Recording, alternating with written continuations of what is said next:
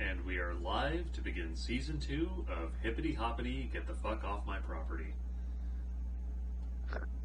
I say, get off. Get off my lawn. I don't remember what we were doing, so let's recap. Okay. Last time on Hippity Hoppity, Raven Company went to set off a nuke in their base, only to find out it was already armed. Well, that worked out. Yeah, that panned out. You guys took a prisoner, Lieutenant Jacobson. He was collateral that the mech techs would not ruin your stuff. And you let everyone go. They went off to the northeast. Hostage or bonds? Oh yeah, I took a mechanic as a bondsman. Yeah. You're right. Yeah, I took somebody hostage also. Everybody. We're all proto clan down here in the free in the the free. the wrong end of the galaxy. Hey, everyone's gonna do it someday. This is where Kerensky got his idea. You got a pretty mech, boy. Shoot. And then your fire starter actually got a nickname for his pilot. That's right. Yeah. It's Frosty. Frosty. No, where did all my papers go? Frosty the Flame Man. Yeah, so everything should be, the new map should be up. I don't think your units are on it yet. Nope. So let me. Where do we need to put them? Let's see, who all is actually here? The Griffin, the fire starter. Vicious fire starter. Is it just your locust? Oh yeah, we split up our units. Yeah. On this little thing. But all the vehicles were here. Yep. Although none of us have control over the units that you're putting down, James. Correct. Yet. I have to go in there and edit them. He's like, well, I learned something from season 1. Yeah. Oh, wait. I see one.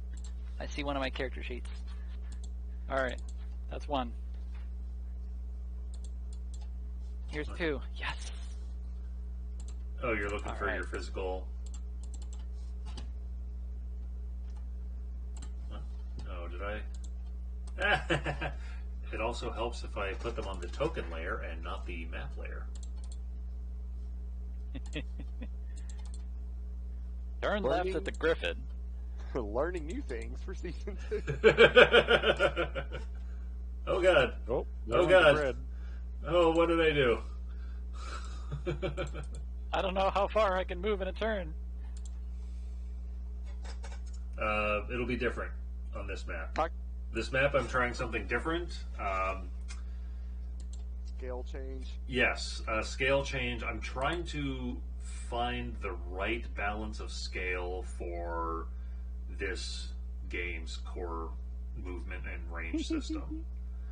I think the fluctuating scale is not a bad idea. You know, when we're more RP, we're the higher resolution, so to speak.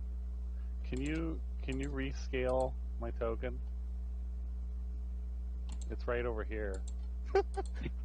It's currently the size of a quart. Yeah, my character, she has a token tied to it, but it always comes out the wrong size for some reason. But it's tied to all of my macros, so like if the wrong token's put out on the map, I don't get my macros. Oh, that's right. You did all that macro work. Oh yeah. DJ Fancy Pants over here. There you go. Look, I don't want to remember rules.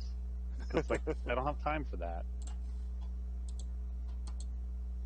Alright, looks like I deleted out one of my own image files. Oh no. Yeah, I was thinking that was Mr. Image not available. Sir not appearing in this film. James, I can't even access my own little default token that I just threw on the board. If you'd be willing to delete it. He's piloting a brand new 404 file not found. That would be a great thing for a stealth mech to be called. 404. The 404. Mech not found. And it has a matching tanky counterpart named 505. They'd probably goof up and give it stealth armor.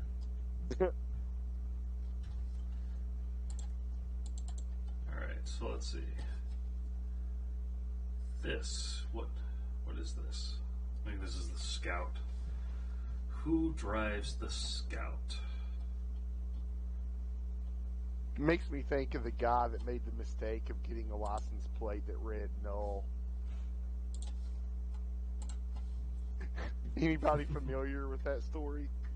No. Oh. In the earlier days of computers and bureaucracy, this guy got a custom license plate that was just null, N-U-L-L. And he wound up getting like thousands of tickets because there was no value for the database. It would return null and put it on his custom license plate. Oh, no. He was getting tickets from like out of state in cars he didn't own and stuff. This is not me. Alright. Version not supported. What's not supported? Oh, that's what the 505 status code is. Oh, okay. Version not supported. Oh, I thought it was my bad, wrong code then. I was thinking of the domain restricted one. I thought that was 505. That might be like 506 or 406. I can't remember. You don't really see those 506 codes variant anymore. also negotiates. Anything that's 500 is the server made a mistake. Anything 400 is you're doing something that the server doesn't allow. Got you. So yeah, that would be probably like a 405 or 6. Yeah, method not allowed. 405. Or not acceptable. 406. Yeah, I knew it was one of those two. Hey James, could you delete out the refreshed dervish circle I threw in there? For some reason, every time you throw out a token, it has my character's name on it. For me. Really? Yeah. I don't even see select a it and name. move it. That's so weird. And it says Willard Lee Jacobson. What happened here? Sorcery. De La Cruz, not doing it. All right.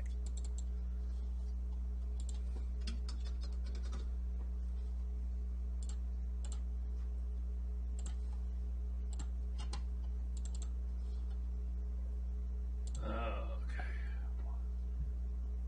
Who is the actual Griffin pilot?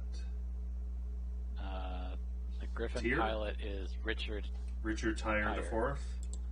Yes.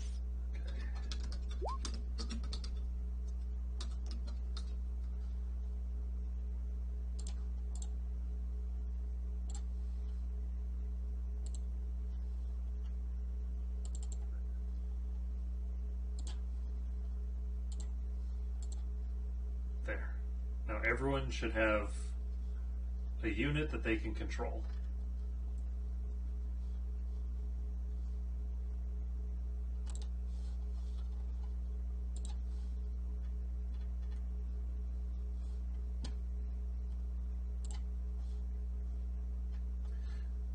Okay, so gosh, there's still one more thing I needed to do. Dang it. Okay. So I've updated the notes to have under the movement. So there's like the normal classic Battletech scale movement. Underneath that is the adjustment for this scale of movement. Now I just need to remember where my Destiny rulebook printouts were. Where it actually talks about. There is the rule PDF in the. There is the rule PDF, but I don't like it. So, like, if we normally move max 6, does that mean we're down to like 2 now on this skill?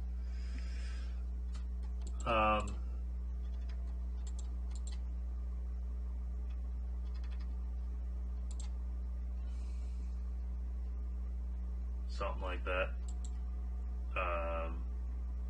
Yeah, what's the reference on the second row? 0137. So that is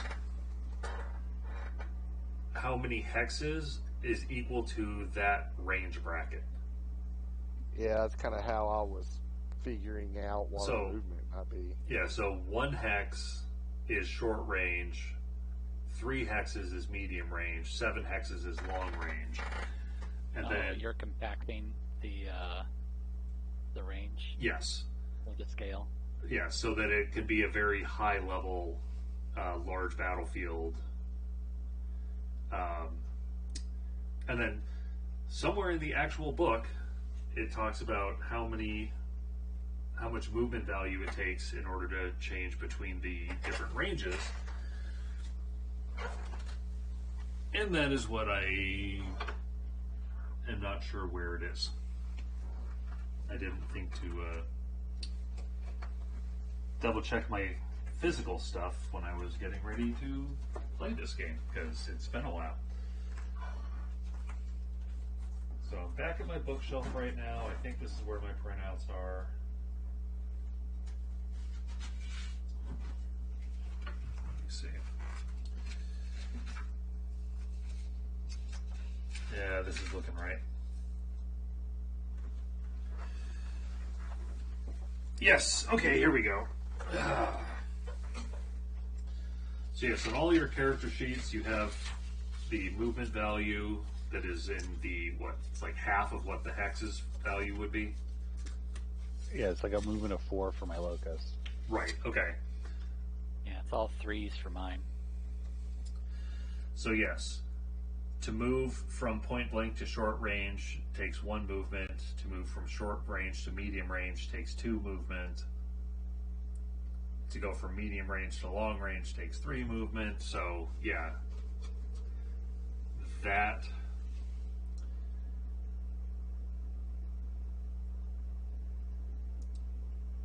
movement value that you see on your character sheet now lines up with these hexes.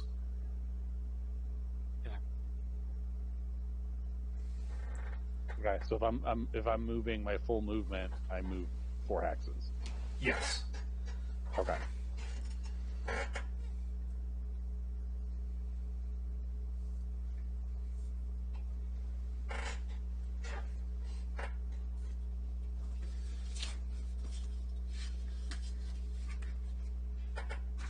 So I think that this will work better than the first map. I had the teeny tiny little hexes that we had to zoom all the way into the map in order to see anything.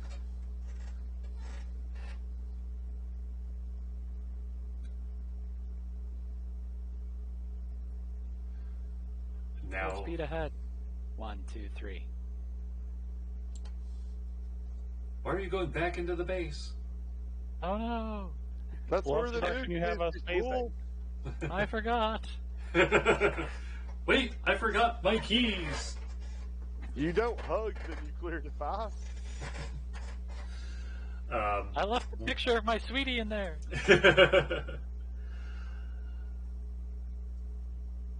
All right, so I didn't want to build a massive, colossal map that didn't fit on a screen. So I didn't. We have a fairly short map, and so I spent a little time looking up nuclear explosion sizes. Run! a 10 kiloton nuke going off in the middle of this map, or in the 10 middle kilotons. in the middle of That's the a hand base. grenade. Right. I mean, it's significantly larger than, say, a Davy Crockett, but moderate blast damage only goes out to 1 kilometer radius. So, yeah. So that far. Right. Yeah. And even the radiation radius is only 1.25 kilometers. Oh, that's all. Oh, that's safe nuclear. It'll just stay right there. I'll set one of them off for the 4th of July.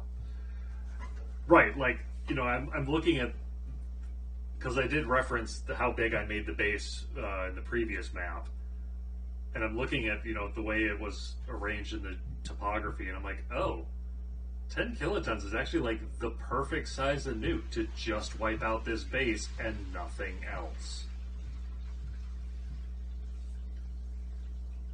Well, I really hope it takes out the dropships as well. Well, seeing as how it won't go off until they land, and then it effectively turn the base into a crater, then yes. So, really, as long as you guys are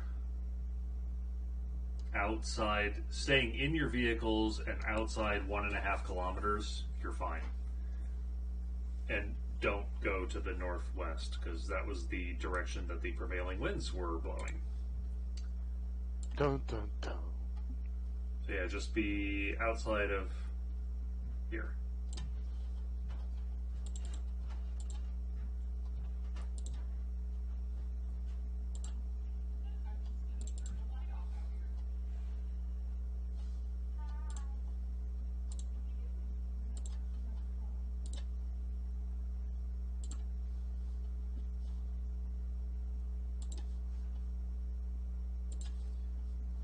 Yes. Go.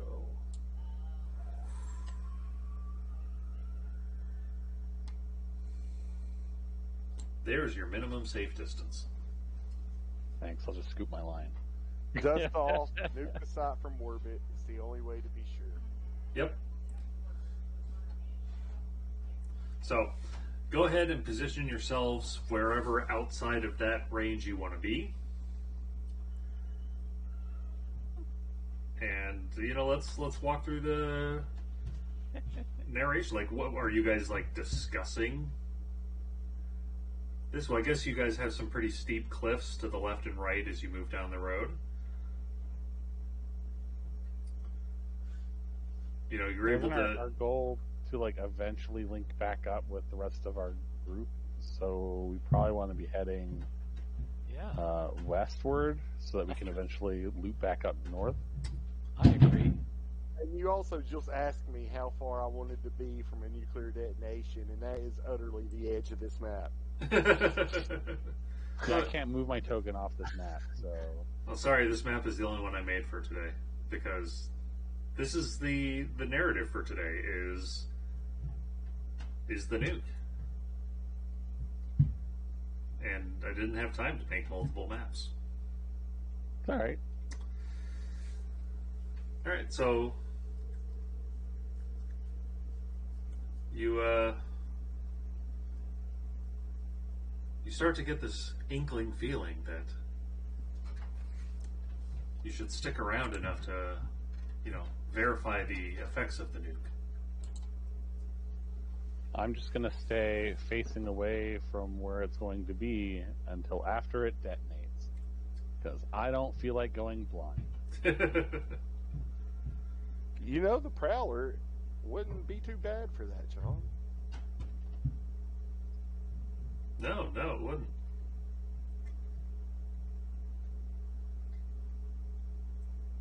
Sit up top like that? Yeah. If they survive the nuke, we'll hit them with Gauss rifles. That's right.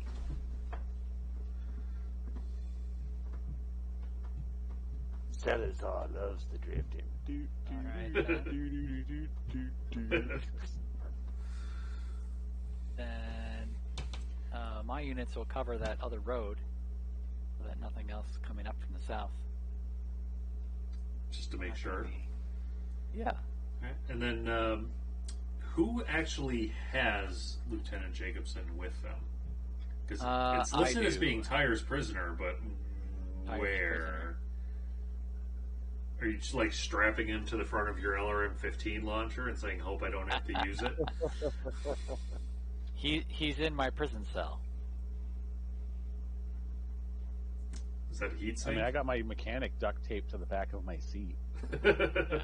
I mean, the Prowler's basically a self-contained RV, but I don't really want to be one-on-one with a prisoner in there. No, actually, I think the Scout is about the only one of the vehicles that has the spare room. Yeah, let's say he's in the Scout because at least he's got Okay. armed coverage there besides the driver, you know? Yeah. All right. Oh, and also speaking of that Scout, I want it to deploy one of its little sensor probes right below where we have the blue and purple X in the past. Like at that turn. Let me get my little blinky tool.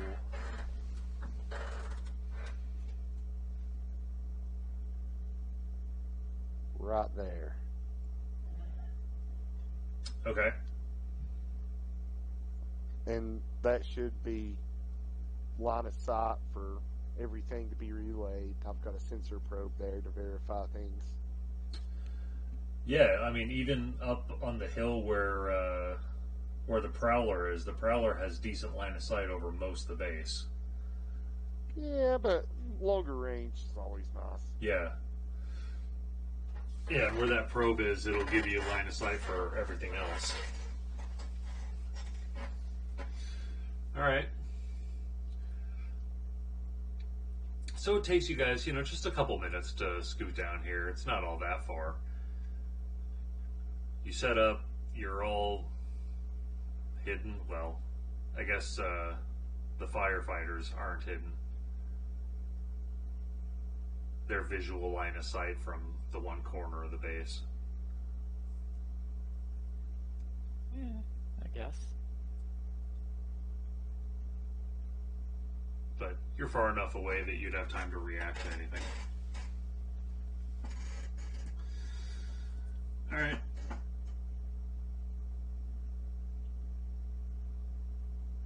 And Yeah. this is a corner of the base. Yeah. Yeah.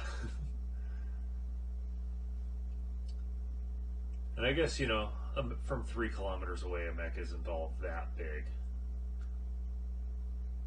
So as long as you don't move, you're probably not likely to be seen. Especially mechs on the lighter end of the spectrum. Yeah. I love the little boats I'm wondering down there. I see a little happy face. Yeah.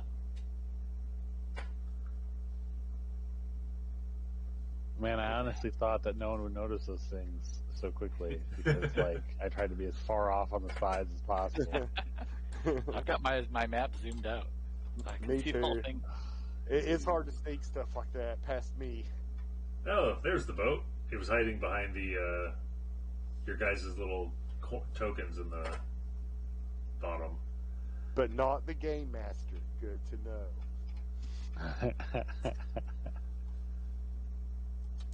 I'm oblivious to everything. It's easy to slip things past me. It's just some people sailing. They're going to be very surprised. They're going to have a great wind for sailing in a little bit.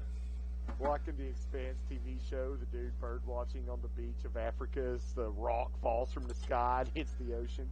Oh my god. That was in the books too. That was intense. The whole rocks falling sequence.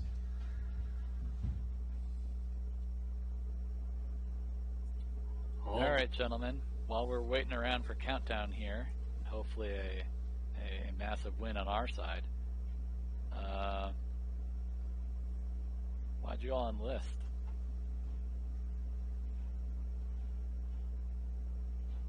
Who wants to go first? I enlisted for the chicks. That was Frosty. Hey! speaking for Frosty.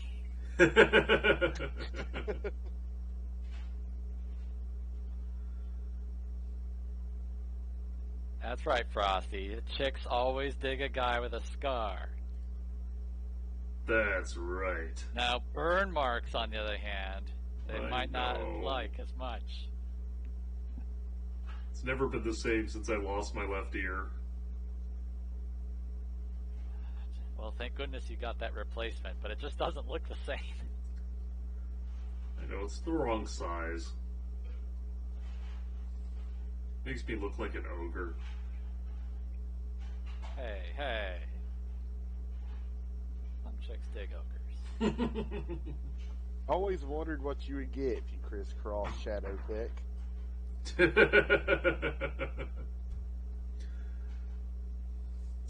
You get mechs casting spells, or Yes. I think wizards would suddenly become anti-mech. right? Oh, right. Roll to levitate the Atlas. Mechs are coming in. Well, meteor shower. While in astral space. Right?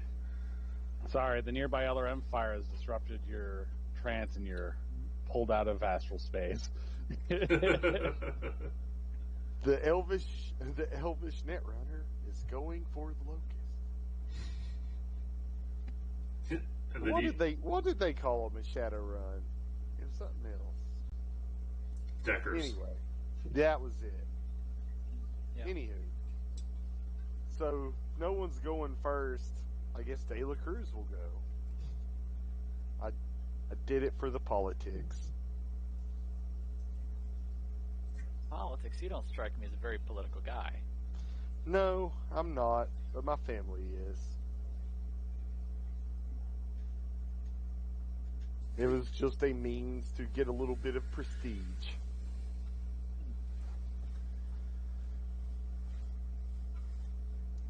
I just wanted to do something that mattered. Everyone in my family got sucked into corporate life, and it's just full of fake yes men and not anyone really doing anything where they take responsibility for their actions.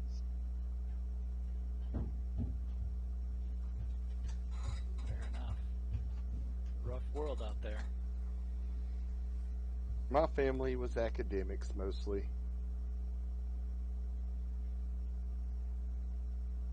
The politics comes from the academic side. Since Radicals, are we? No, more small system. Not a lot of people to fill all the roles. So since my family had a little bit of clout there and helped originally settle it, there's just sort of, I don't know, the mayors. They got In a press way. ganged into politics. Right. When you're nothing but habitats and orbital stations, everybody knows everyone. So, if you come back a war hero, you practically run the place. It's a complicated situation. But needless to say, they needed someone who knew how to push the buttons in this thing, and that just so happened to be me.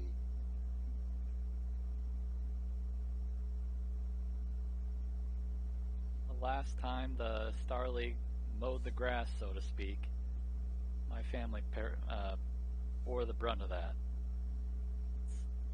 Dude, Damn reunification wars. Yay, Star League. We've always wanted to be part of you. Just, yeah. Hooray. If we wanted to be part of Star League, we wouldn't have left the inner sphere. I mean, goddamn, we already flew out, 600 light years away from Earth? I mean, get the picture. Just let people live, for crying out loud. But no, you had to slaughter my grandpa and his 5 brothers and just leave one son behind as a message. So, Well, I noticed you all had you've got fancy new military hardware, but this one's actually a hand-me-down. This Griffin. Still Oh, running. really? Yeah. Personal family heirloom. I'm surprised they let that into regular unit ranks. Have to go through some kind of special inspection to make sure it's up to code? Well, I think there's some pull. I hold I'm due to inherit the title eventually. They let a number of us upper edge folks. I have a hand-me-down as well. It's a memory core I wear around my neck. Which is why my family wound up on a backwater planet. They left in the second Exodus and was part of a movement, being academics, to bring as much knowledge as they could from the post-time of war era, if you may. And the core of that is all music that they brought. So they donated it to the Calderon Institute, and it became part of our heritage collection. And they took that proceeds and money to try to colonize the system we're in. Now the question is, do you have a cassette deck that can actually run that memory core? It can pretty much plug into anything. It's actually encased in the same industrial diamond in the middle of your armor. It's been rated to take up to at least a small laser. Not bad. That's some durable music. Yeah, well, it's also hundreds of years old at this point and irreplaceable. So we have copies, but they're also sort of heirlooms, so to speak, hand-me-downs, family dog tags. So the music being so old, is that why whenever you broadcast it for radio jamming, it's always something I've never heard before? Precisely. Gotcha. It's all from Old Terra, since that was the collection they took. That's really the height of music. Nothing good has been made since then.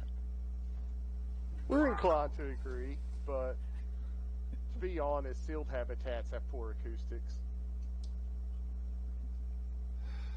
Yeah, that's fair. But all of this is publicly accessible. It's all part of the Calderon Heritage Collection. I mean, somebody had to bring all the books that we read and use to teach in school, and all the culture. There was actually a movement in the second Exodus. The first Exodus, when everyone colonized, they always took for granted Terra would be there. By the second Exodus, there was more of a, shall we say, initiative to salvage culture and history and knowledge. Music is an excellent part of culture to salvage. I'd say that the only thing that rivals it in importance is culinary arts. Oh, another family that went along with our ancestors on this voyage out to Taurus. It is the Taurus. Yeah, anyway. Brought plenty of books with them. There was entire libraries that came with my ancestors' colony ship as the family tells the tale.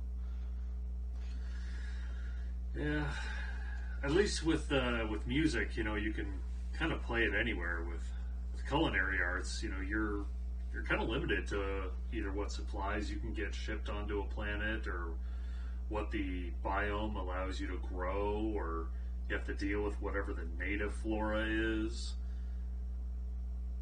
So you don't get to have as much of a one-for-one, but it does allow you to incorporate the old with the new as you go along. Like, oh, well, we don't have any saffron here, but we have this herb over here instead, so let's try it out and see how it works. It's not even poisonous. At least we don't think it is. Remind me when we get back to base, I've got a nice vintage bottle I've been saving for an important occasion. This is important enough. Not the base that we just left, right?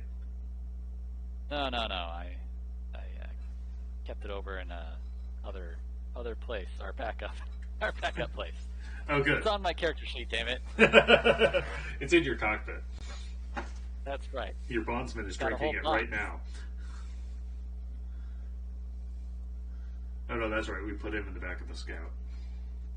Yeah. Meanwhile, zany anime music starts playing. De La Cruz takes his helmet off, goes back into the sleeper part of the Prowler, gets his electric kettle, pours a cup of tea, and pops out of the hatch with goggles on and a teacup. Excellent. All right. Starts dabbing on sunscreen. So nothing happens for a couple of hours. And just when you were about ready to pack it up and say, all right, well, maybe this plan isn't going to kick off. Hey, isn't that enough time for the rest of our unit to kind of reattach? You would think so. But you haven't Anywho. seen or heard from them. Nash cut to them. Oh God, they've cut us off! Fire! We're out of ammo! Damn it! Where the hell are they? Attack us. Oh, if You know, only we had jamming! You know, I never had a good glass of wine like that before. Yeah, you should try it. Right, at least. You guys are having like wine and tea and just enjoying the sun. Everyone else is dying. I want De La Cruz to do periodic, like, check-ins by radio during this time. Alright. Or, So, yeah, never mind. Go ahead. about the time that you guys left the base and you radioed back to say, hey, base is nuked and, as soon as the dropship lands, it's all going to go up, so don't come this way. Go around the long way through the mountain passes. That's the last time that you hear back from them. They never report enemy contact or anything. You're just not able to raise them, and they don't ping you directly. And it's not like I'm on a pretty high point here on this map too. You are, but there's a lot of high points on this map. Right, and beyond this map in particular. Yeah, this is a pretty mountainous area. So after a while, the sensor starts to get a faint seismic reading. We got a ping. Oh yeah, I see it too. And then eventually, the optical sensors pick up movement. Unfortunately, being a small sensor placed on the ground, and it's still being 1.5 kilometers away from the base, it can't see much. Just enough to see that there's activity out there. I figured that would be close enough to at least see a dropship coming in. You definitely have not seen any dropships coming in. But just some activity. Right. Got a contact out on the road coming down towards us, looks like. I see that.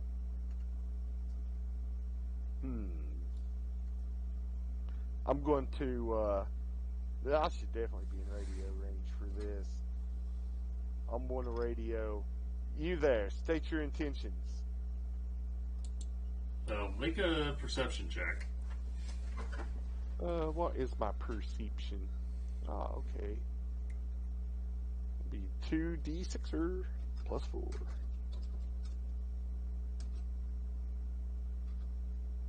Hiya. All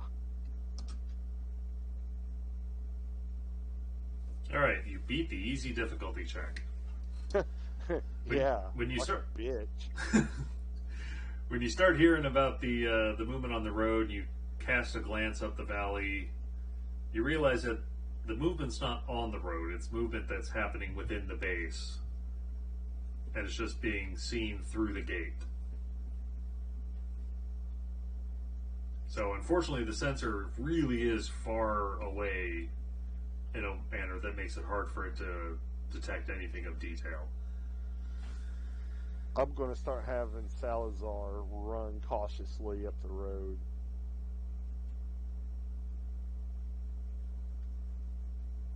All right. And I'm going to. That's a little. I figure a few turns worth of movement there to this scale. Just there. If you want me to advance further, Yeah, for we narrative we sake, can move let at me know. narrative speed right now. So they're definitely running up with as much kind of hillside cover as they can manage to the minimum safe distance. We will refer to it from henceforth. Yep. To see what they can see. And I'm going to just go out on a limb here and figure that gunner at least has some binoculars. Sure. That would. And they pop up over the canopy since it's a target top and go peering in, see what they see, and report. All right. So what he can see from beyond the walls and occasionally through the gate is a few mechs passing around inside there. And I don't know if you want to roll a perception check for him, if he even has one. Probably not. 'Cause he's You want me to just base 2d6 it or any modifiers? just do a base 2d6. Oof. I'm not wasting no edge on him. Nope. I mean, I'll give a difficulty roll, but yeah, he did not Ow. make that one. Oh, bitch, slap back. Yeah, he says, "Well, I mean, I see some mechs, but I can't tell what they are or whose they are, and frankly, I don't want to get any closer than this." Agreed. Keep a safe distance and monitor. Roger that. Ping. Yeah, and we're going to have them kind of pull off the road with a little bit of line of sight cover. Yeah, obscure some of their view, but it's safer than being in the middle of the road. Right, yeah, because especially since he's the softest vehicle out here, so if everything cooked off and he's the closest one. Right? I'm just going to be in bolt position. Well, we're alive, but our target top's on fire. At least that, like, medium lasers on the turret. Hey, that means he's got a convertible. That's right. The roof is on fire.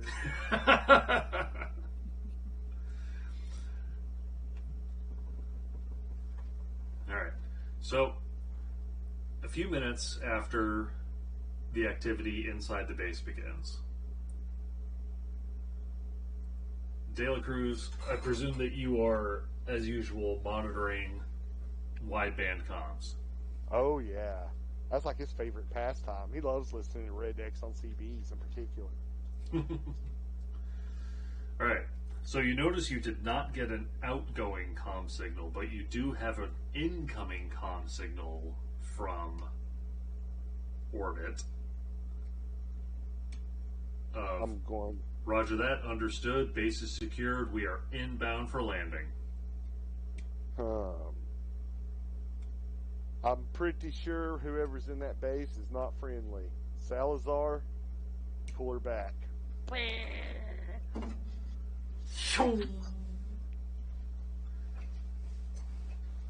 That's the advanced scout for the drop ships. They're inbound. Roger that.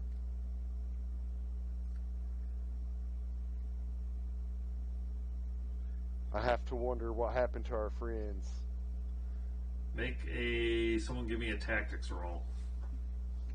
Okie dokie. That's not my strong suit. Well, we can pretty much just assume De La Cruz has the skill. I know you've used it before.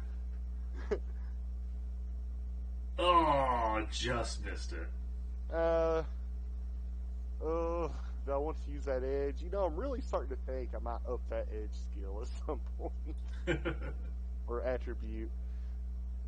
Yeah, it might be worth edging one of the twos. Yeah, Yeah, you've got a 2/3 chance of pulling it off.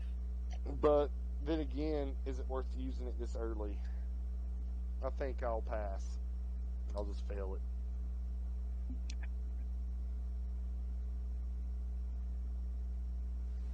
All right.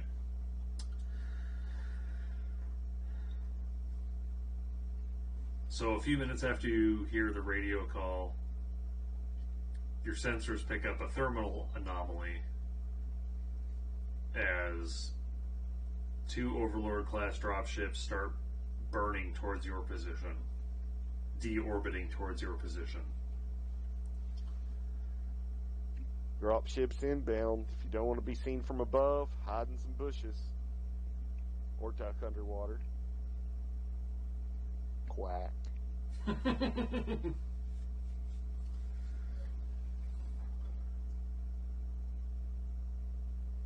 Alright, there we go.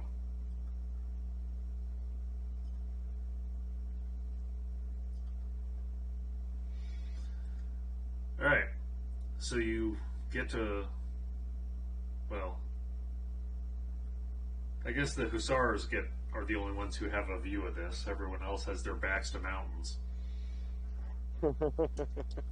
Which, I mean, big standing biped. Don't, stand in front of a shockwave if you don't have to. The tanks can at least let it just roll over them. Yeah, I don't know if they're EMP protected or not. I'm kind of assuming the Prowler is, since it's like super tank, but I don't know about the demons. And I can just guarantee though that the mech's canopies are not protected against the flash from the nuke if it goes off. yeah, and I'm pretty sure Salazar and Ross are doing the whole elementary school nuclear attack drill thing and like assuming a position under their chief. Duck and cover. Yeah, duck and cover. I remember doing those drills as a kid. Me too. And even then, I was like, what's the point? Just like, so our bodies are lined up in alphabetical order or something? Right? Yeah, I know there was a time in Iraq where, there was some new terrifying rocket that the Iranians had smuggled in, and, look out, this thing's so dangerous, and I looked up its stats and saw that it had like a 350-pound warhead. And even though that was like an order of magnitude bigger than anything they had sent at us before, it also brought a sense of calm. Because it's like, look, this warhead is so big that nothing wherever you are won't matter. You're either going to be dead or you're going to be fine. The nuke in the base, it's underground, right? Yes. So we won't actually see the flash. Well, you'll see the flash as the initial fireball consumes, 300 meters of material. I really hope there's a manhole cover there. It'll just pop up right in midair. Oh, you don't know the story of the nuclear manhole cover that may or may not be somewhere on its way out of the solar system at this point? Oh, no. I do not. Oh, wow. Oh, yes. Okay, well, Regale the story. I do know of this. It's great.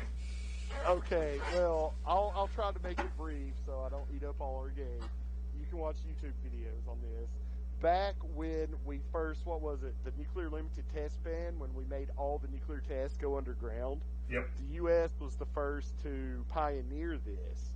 And they drilled, I want to say it was something like a mile or 2 miles, or it was some big ass hole in the ground. And they stuck a nuke at the bottom of it. And they concreted it in. And they said, I think that might be enough to do it. Let's just weld a manhole cover onto the top of this thing. So the day comes along that they decide they're going to set off the nuke. So they set off the nuke, and the only known image of it, it shot off the manhole cover basically like a bullet. And there's one image on the super high-speed film they were using to film this nuke. There's just one frame out of like 45,000 of this manhole cover. And when they extrapolated how fast it was going, it was like escape velocity for the solar system. And if it made it to space, it would have been the first man-made object in space, because this was before Sputnik. However, they also did the math and are not quite sure if it made it into space without basically disintegrating into a metal mist from all the just atmospheric resistance on the way out. It was moving True. so fast. Yeah. Yeah. For that brief instant, it is the fastest man-made object in history. Yes. Well, I can't. It's just insanely fast. I mean, it shot out of the solar system if it survived, and has been moving at this insane speed since like early '60s, late '50s, sometime. No, it was earlier than that because it was pre-Sputnik. It could be like mid '50s. Yeah.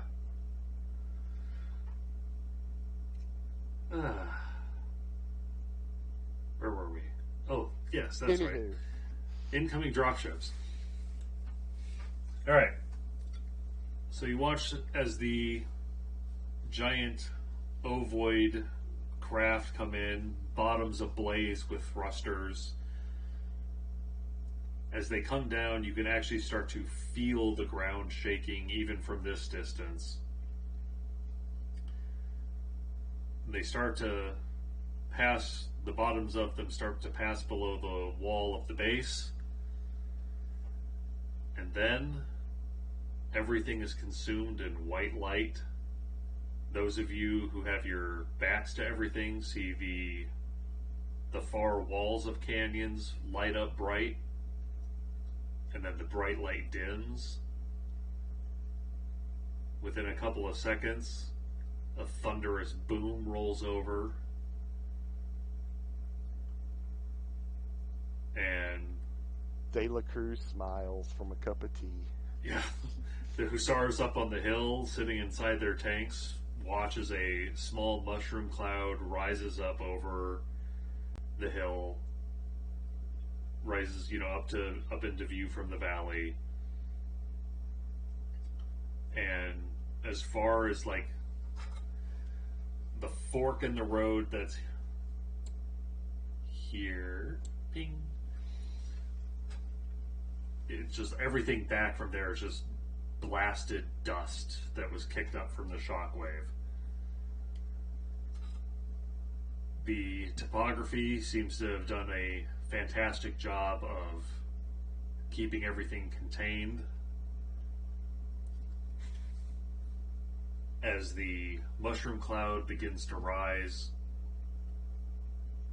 you get a good sense that there is absolutely nothing remaining inside the base. Good sense. Let's verify. Yeah, I agree. Salazar's curious. Meh.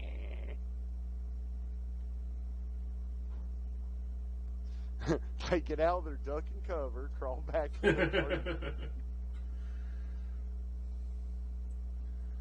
And also shared a 6-minute half as interesting about the manhole cover in question, if anyone gets curious. Oh, into the, would you throw it up in the general chat? I've Or Battletech? all things, yeah, Battletech. But mouth quit working. Excellent. Fire rolls his mouse, the switch on his mouse wheel so he can zoom in 2 times.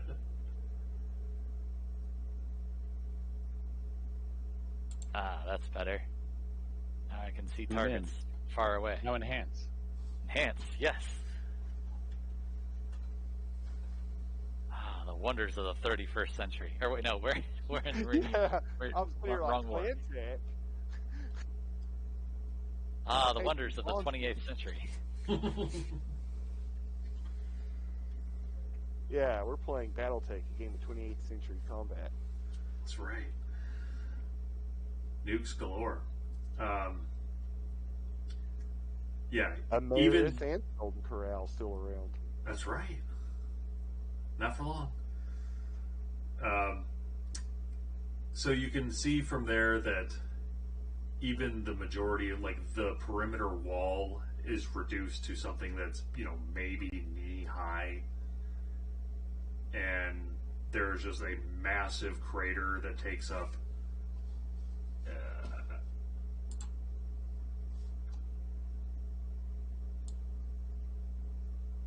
that much of the base. 1/10 of a Bikini Atoll. Gotcha. Yeah. And the rest of the buildings inside the base are just completely smashed. There is nothing bigger than, the foot of a battle mech left in there. Nothing left but a foot of a battle mech, you say? Nothing bigger than the foot of a battle mech. Gotcha. Starting to wonder. There's a Highlander hand with a thumbs up. No. Yeah, that's what Did we just kill the Black Watch? Shit. We're boned. Any wreckage of the dropships that? Oh yeah. size? There's like, you can see. I guess this is bigger than the foot of a battle mech, but you see pieces of debris scattered out outside the walls of the base that are, semicircular in shape, and just smoking wreckage all the way out. Stop it. All the way out along this perimeter, like, against this part of the hillside, this part of the hillside, this part of the hillside. Just burning debris beyond what you would expect from the woods themselves. So yeah, the two dropships that you saw on approach are definitely in the past tense. And there was much rejoicing. Well, Tyre will have a different reaction of just utter horror at what has just been unleashed. But his sense of duty will kick in, and we'll just note dropships appear to have been a total loss. Let's get out of here, gentlemen. De La Cruz is going to try to hail the other group or command.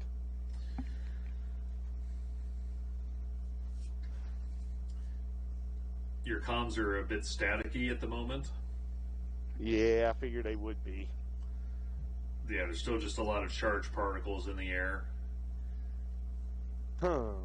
Imagine that.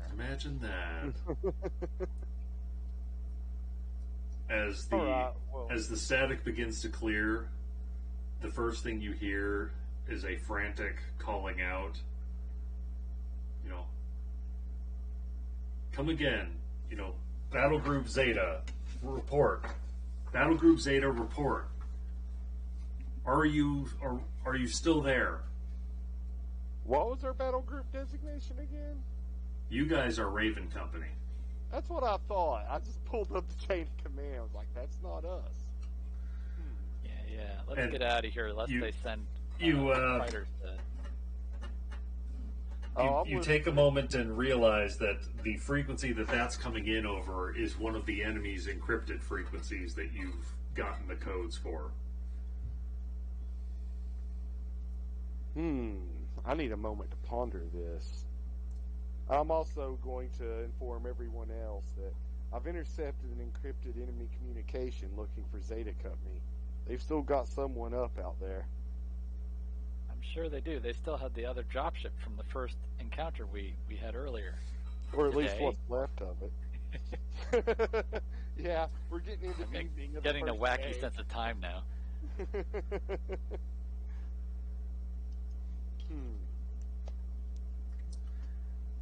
I'm going. Oh wait, I already tried that, and I got that instead. Okay. I'm just going to let them keep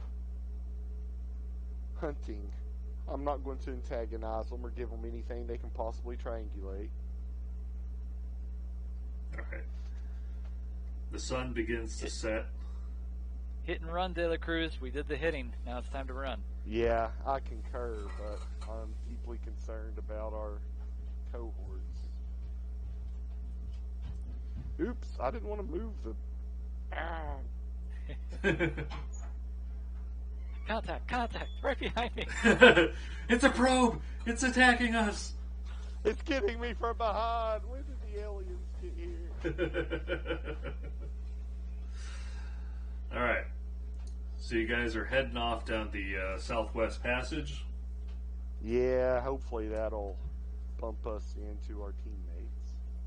Yeah. Alright. I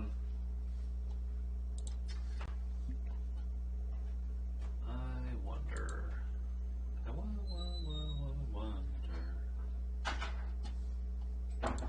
Isn't it about Just time heads for up Blinky on- to get his kid? Yeah, I've got 10 minutes, and then I'm going to head out to pick her up. Okay. Gotcha. I'm cool with waiting if we want to like take a break or if you want to call it there. Don't matter. It's Friday night. I'm prepared for late. Well, it might actually be a good point to stop in 10 minutes. Because all I was gonna go for next is, you guys, you head off to the southwest, and after traveling down the road for about an hour, you see your friendly neighborhood battle master standing in the roadway. So you link up with Cabrera, and he says, "Yeah, I got the rest of your guys' squad out here. It's been slow going over the mountains. We saw the light show. Is that your guys' doing? Yep. You verify? Drops. Fantastic. They're The down. Overlord. That is Overlord's down, sir. gonna ruin their invasion plans for sure." I also believe we took out Zeta Company in the process as encrypted comms from the enemy came in shortly after detonation looking for them. All right. So, God, that means even Got under a handful the of prisoners you can interrogate as well. oh, really?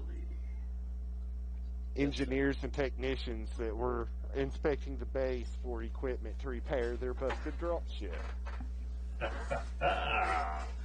Well, then we may find out just how well off we are right now. Also, in true anime fashion, trunk flies open on the Overlord. And who's hungry? We have provisions for a good while. Or I'm not the Overlord, the Prowler. We have 4 tons of food and cargo as well.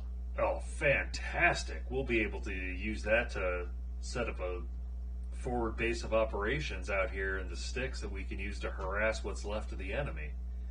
The technicians were even nice enough to load it for us in exchange for an escape away from the blast they were not aware was coming. But unfortunately, they ran downwind of the radiation. Well, that sucks for them.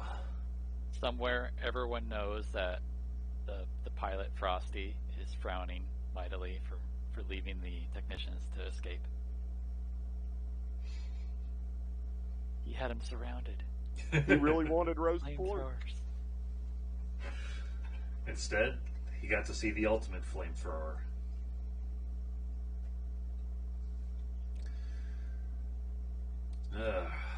Okay, so He's a purist. That's just ordnance. all right, so worst case scenario for us, there's still half an overlord worth of enemy in the region. Best case scenario, there's maybe a quarter of an overlord of enemy left in the region. Frankly, I think Raven Company is more than enough to mop that up. I agree. Then, It'd be a straight up fight. We've got the home turf.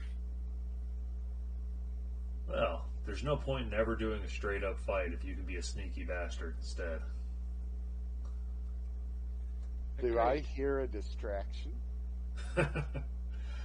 Oh, I think you've already set off pretty much the ultimate distraction. Oh, I think we may be able to do better if we put our minds to it. No, you're not getting the second nuke. Oh, I wasn't even thinking about that. You don't necessarily need a nuclear device to solve every problem. No, but it is more fun that way. I concur. Tyre is pointedly pursing his lips, not wanting to say anything regarding this.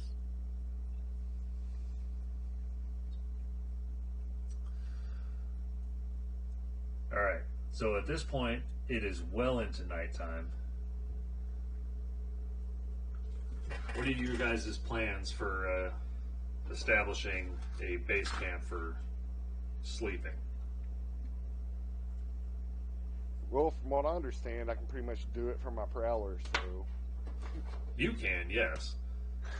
I guess the tanks have tents or canopies or some sort they can pitch. And the scout people, well, they're just weird. They might just sleep under the thing. They sleep in shifts to keep eyes on the prisoners. Yeah. As people break for camp, Tyre stops on by and just mysteriously produces a bottle of wine from his fatigues, and he just pours out a small swallow for everyone to have. And he's like, for today and our lost ones. You have this in your mech?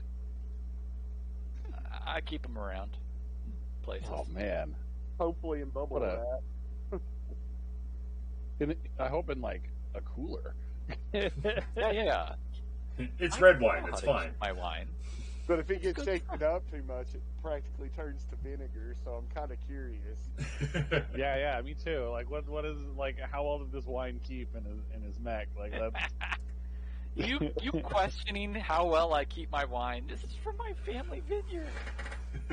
Yeah, they kept it a battle mech. Okay, It's not in the battle mech, all I right? can see it happening if he kept it in a sealed bucket of water so that it cushioned the shaking as he ran. Fine. I'll just take it back then. You don't. I'm trying to be nice. Oh, we're just gruffing. Give me a.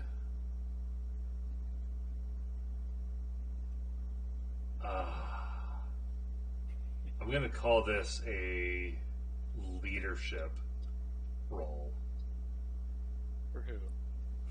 for Tyre. +4.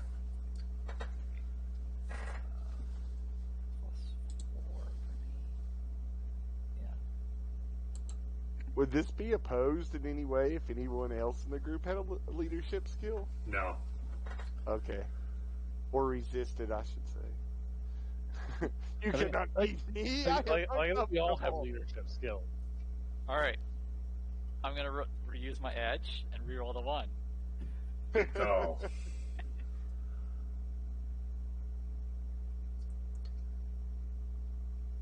All right. Tyre smiles. That just makes it.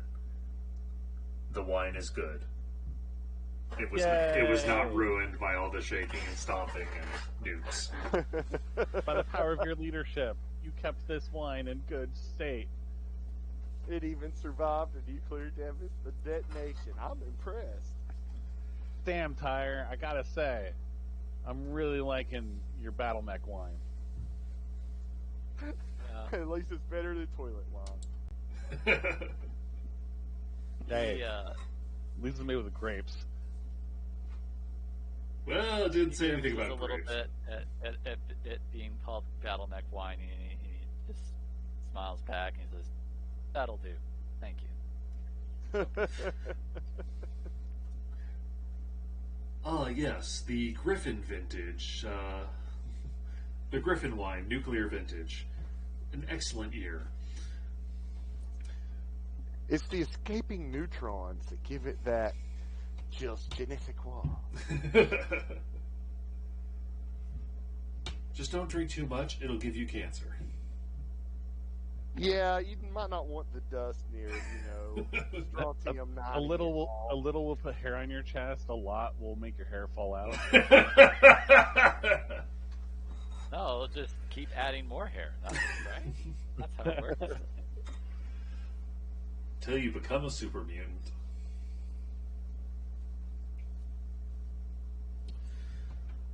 Alright. It has such a glowing flavor. So, that's the extent of what I had planned for tonight. Things might have gotten spicier if you had not hidden under the trees and behind cliff faces as the dropship approached. I thought so. So, it was time to hide. yeah. They definitely would have seen you if you had stayed standing out in the open like that, and they would have radioed for the units that were inside the base to go intercept you. But you solved that problem with intelligence, so huzzah. Yay! My We intelligence solved your stat. puzzle. Hey, oh. Yay! And yeah, that's the opening of season 2. Everyone get take. God, I mean, I think I gotta give you some. I'm gonna go nuts. You guys can have 7 XP for the session for wiping out 2 dropships that easily. That means I actually have enough to do my plan. Yeah, I think I've got enough for my intelligence increase now. Like he really needs it. I'll have to actually not be lazy and look up what to do with XP.